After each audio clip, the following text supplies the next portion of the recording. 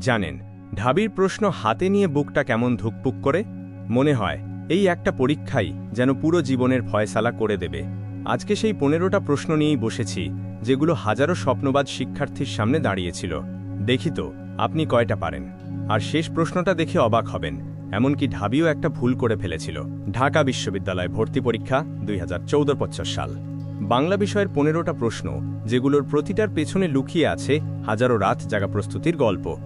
চলুন একসাথে দেখি। প্রথম পর্বে আসি ব্যাকরণে, যেখানে একটা ভুল মানেই মনে হয় সব শেষ হয়ে গেল।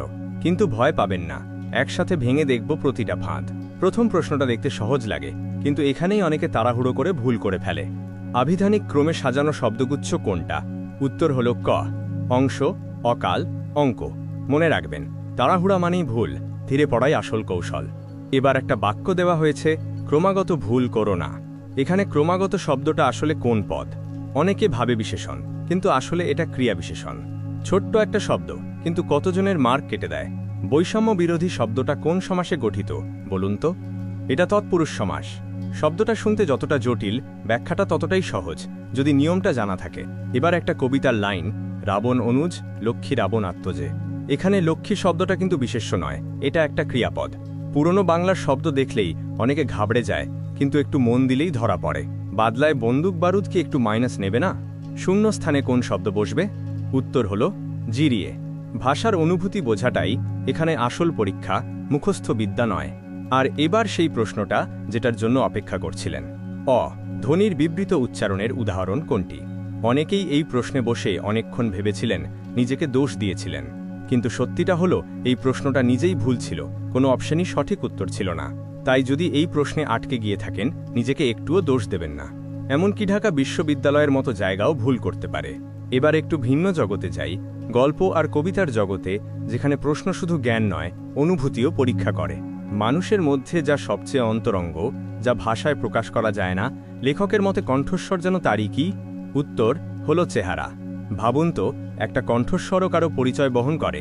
এই গভীর ভাবটাই লেখক ফুটিয়ে তুলেছেন। কাজী নজরুল ইসলামের মতে আত্মনির্ভরশীলতা আসলে কিভাবে আসে? উত্তর হল নিজের আত্মাকে চেনার মাধ্যমে। কতটা গভীর একটা কথা, তাই না?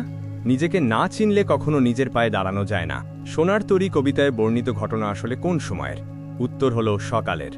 রবীন্দ্রনাথের প্রতিটা কবিতা যেন একটা ছবি, আর এই প্রশ্নটা সেই ছবিটা কতটা মন দিয়ে পড়েছেন তা যাচাই করে।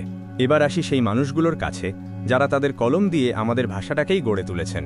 বিলাসী গল্পে উল্লেখ নেই কার নাম? উত্তর হল বাবরের। এই ধরনের প্রশ্নে একটু ভুল হলেও মন খারাপ করবেন না, এটা শুধু মনে রাখার অনুশীলন, বোঝার গভীরতা নয়। বাংলাদেশের সঙ্গে সরাসরি সম্পর্কিত রবীন্দ্র রচনা কোনটি? উত্তর হল ছিন্নপত্র। এই বইটায় রবীন্দ্রনাথের নিজের হাতে লেখা এই বাংলার মাটি, নদী, মানুষের কথা আছে। রোকেয়া সাখাওয়াত হোসেনের রচনা নয় কোনটি? উত্তর হল পদ্ম গোখরো। একজন নারী, যিনি নিজের কলম দিয়ে হাজারো নারীর কণ্ঠস্বর হয়ে উঠেছিলেন। তার লেখাগুলো চেনাটা শুধু পরীক্ষার জন্য না, সম্মানের জন্য জরুরি। আর সবশেষে আসি শব্দের গভীরে, যেখানে একটা শব্দের একাধিক অর্থ, একাধিক স্তর লুকিয়ে থাকে। পোড় খাওয়া শব্দের বিশিষ্ট অর্থ কি? উত্তর হল প্রতিকূলতা পেরোনো। জীবনে যারা অনেক ঝড়ঝাপটা পার করে এসেছে, তাদেরকেই তো আমরা পোড় খাওয়া বলি। শব্দটাই যেন একটা জীবনের গল্প বলে। লিটারাল শব্দের বাংলা পরিভাষা কি? উত্তর হল আক্ষরিক। ছোট্ট একটা শব্দ, কিন্তু ইংরেজি বাংলার এই সেতুবন্ধনটা ভালোভাবে জানা থাকলে অনেক প্রশ্নেই সুবিধা হয়। দুর্যোগে হাল ঠিকমতো রাখা ভার, এখানে হাল শব্দটার অর্থ কি? উত্তর হল দশা। জীবনের ঝড়ের মধ্যেও নিজের অবস্থাটা ধরে রাখা কতটা কঠিন, এই একটা শব্দই যেন সেটা বলে দেয়। তো এই ছিল 15টা প্রশ্ন, যেগুলোর পেছনে লুকিয়েছিল হাজারো শিক্ষার্থীর স্বপ্ন, ভয় আর অধ্যবসায়। আপনি কয়টা ঠিক করলেন? 10টার বেশি ঠিক করলে বুঝবেন আপনি প্রস্তুতিতে এগিয়ে আছেন। আর ভুল হলেও মন খারাপ করবেন না।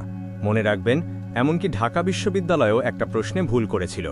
ভুল থেকেই শেখা হয়, আর প্রতিটা ভুলেই আপনাকে পরের বার আরেকটু শক্তিশালী করে তোলে। লেগে থাকুন, স্বপ্নটা সত্যি হবেই।